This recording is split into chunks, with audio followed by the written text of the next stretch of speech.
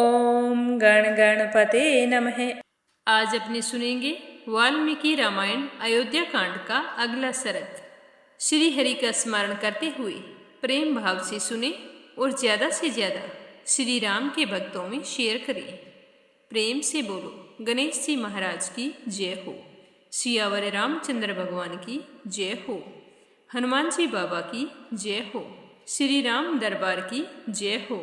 तो सभा में उपस्थित सारे लोगों ने अपने मन की बात बताई और भगवान श्री राम की खूब प्रशंसा करते हुए कमल पुष्प की सी आकृति वाली अपनी अंजलियों को सिर से लगाकर सब प्रकार से महाराज के प्रस्ताव का समर्थन किया। उसकी वह पद्मांजलि स्वीकार करके राजा दशरथ बहुत ही खुश हुए और सबसे प्रिय और हितकारी वचन कहने लगे।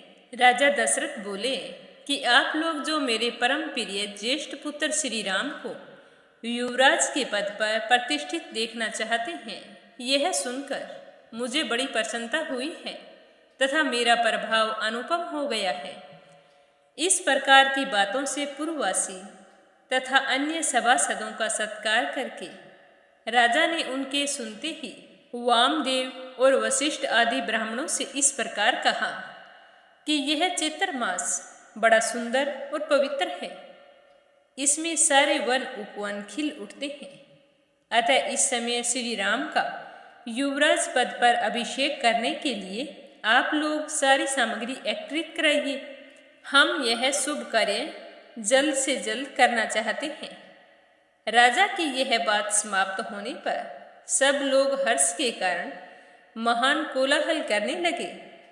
तो खुशी के कारण शोर मचाते हुए सारे लोग काफी समय बाद शांत हुए। तो उनके शांत होने पर राजा दशरथ गुरु वशिष्ठ से कहने लगे कि हे भगवान, श्री राम के अभिषेक के लिए जो आवश्यक कर्म है उसे आप मुझे विधि पूर्वक बताइए और आज ही उस सब की तैयारी करने के लिए आज्ञा दीजिए। तो राजा दशरथ का यह वचन सुनकर गुरु वशिष्ठ ने राजा के सामने ही हाथ जोड़कर खड़े हुए आज्ञा पालन के लिए तैयार रहने वाले सेवकों से कहा कि तुम लोग सोने आदि रत्न, देव पूजन की सामग्री, सब प्रकार की औषधियाँ, श्वेत पुष्प की मालाएं, खील, अलग अलग पात्रों में शहद, घी और नए वस्त्र, रथ, सब प्रकार के अस्त्र शस्त्र, चतुर्णी सेना, उत्तम लक्षणों से युक्त हाथी, ध्वजा, श्वेत छतर, अग्नि के समान दीप्यमान सोने के 100 कलश, सोने से मंडे हुए सींग वाला एक सांड, समूचा व्याघ्र चर्म और जो कुछ भी वांछनीय वस्तुएं हैं उन सबको एकत्रित करो और प्रातःकाल महाराज की अग्निशाला में पहुंचा दो। अंतःपुर तथा समस्त नगर के सभी दरवाजों को चंदन लगाओ और मालाओं से सजा दो। वहां ऐसे धूप लगा दो जो अपनी सुगंध से लोगों को आकर्षित करे। दही, दूध और घी आदि से संयुक्त अत्यंत उत्तम एवं गुणकारी अन्न तैयार करवाओ जो 1 लाख ब्राह्मणों के लिए पर्याप्त हो। कल प्रातःकाल श्रेष्ठ ब्राह्मणों का सत्कार करके उन्हें वह अन्न प्रदान करो। साथ ही घी, दही, खील और पर्याप्त दक्षिणाएं भी दो। कल सूर्योदय होते ही स्वस्ति वाचन होगा। इसके लिए ब्राह्मणों को निमंत्रित करो और उनके लिए आसनों का प्रबंध कर लो। नगर में सब और पताकाएं फहरानी हैं और राजमार्गों पर छिड़काव करना है। समस्त तालजीवी पुरुष और सुंदर वेशभूषा से विभूषित नर्तकियां राजमहल की दूसरी कक्षा में पहुंचकर खड़ी रहें। देव मंदिर में तथा चैत्य वृक्षों के नीचे या चौराहों पर जो पूजनीय देवता हैं उन्हें अलग अलग भक्ष्य भोजन पदार्थ और दक्षिणा प्रस्तुत करनी है। लंबी तलवार लिए, गोदाचरम के बने दस्ताने पहने और कमर कसकर तैयार रहने वाले सूरवीर योद्धा स्वच्छ वस्त्र धारण किए महाराज के महान अबुध्यशाली आंगन में प्रवेश करें। सेवकों को इस प्रकार के कार्य का आदेश देकर दोनों ब्राह्मण वशिष्ठ और वामदेव ने पुरोहित द्वारा संपादित होने योग्य क्रियाओं को स्वयं पूर्ण किया। राजा के बताए हुए कार्यों के अतिरिक्त जो भी शेष आवश्यक कर्तव्य था उसे भी उन दोनों ने राजा से पूछकर स्वयं ही संपन्न किया। उसके बाद राजा दशरथ के पास जाकर प्रसन्नता और हर्ष से भरे हुए वे दोनों श्रेष्ठ द्विज कहने लगे कि राजन, आपने जैसा कहा था उसके अनुसार सारा कार्य संपन्न हो गया है। इसके बाद तेजस्वी राजा दशरथ ने सुमंत्र से कहा कि सखे, पवित्र आत्मा श्री राम को तुम जल्दी से यहाँ बुलाकर लाओ। मुझे आज मेरे बेटे को देखने की तीव्र लालसा हो रही है। तो सुमंत्र ने कहा कि जो आज्ञा महाराज। यह कहकर राजा की आज्ञा का पालन करते हुए सुमंत्र उसी समय श्री राम को रथ पर बैठाकर ले आए।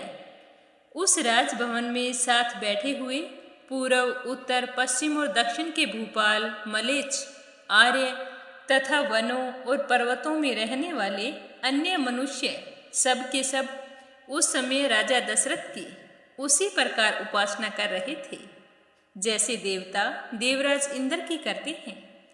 उनके बीच अटालिका के भीतर बैठे हुए राजा दशरथ मर्दुगणों के मध्य देवराज इंद्र की भांति शोभा पा रहे थे। उन्होंने वहीं से अपने पुत्र श्री राम को अपने पास आते देखा, जो गंधर्व राज के समान तेजस्वी थे। उनका पुरुष सारे संसार में विख्यात था। उनकी भुजाएं बड़ी और बल महान था। वे मतवाले गजराज के समान बड़ी मस्ती के साथ चल रहे थे। उनका मुख चंद्रमा से भी अधिक कांतिमान था। श्री राम का दर्शन सबको प्रिय लग रहा था। वे अपने रूप और उदारता आदि गुणों से लोगों की दृष्टि और मन को आकर्षित कर लेते थे। जैसे धूप में तपे हुए प्राणियों को मेघ आनंद प्रदान करता है, उसी प्रकार वे समस्त प्रजा को परम आनंद दे रहे थे।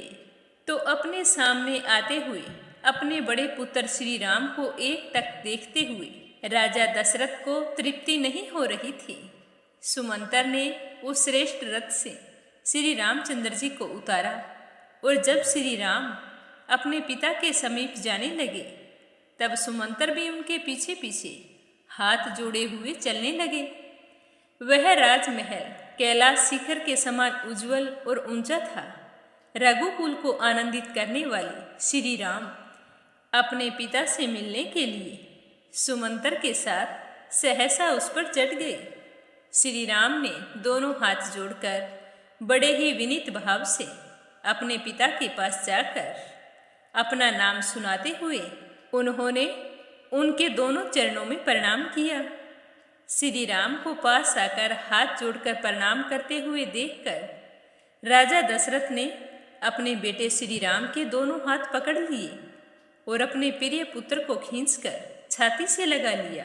उस समय राजा ने उन श्री रामचंद्र जी को मणि जटित स्वर्ण से भूषित एक परम सुंदर सिंहासन पर बैठने की आज्ञा दी, जो पहले से ही श्री राम के लिए ही वहां पर तैयार की गई थी। उसके बाद राजा दशरथ ने अपने बड़े बेटे से क्या कहा, यह सुनेंगे कल के सर्ग में। प्रेम भाव से कहिए, सियावर रामचंद्र भगवान की जय हो।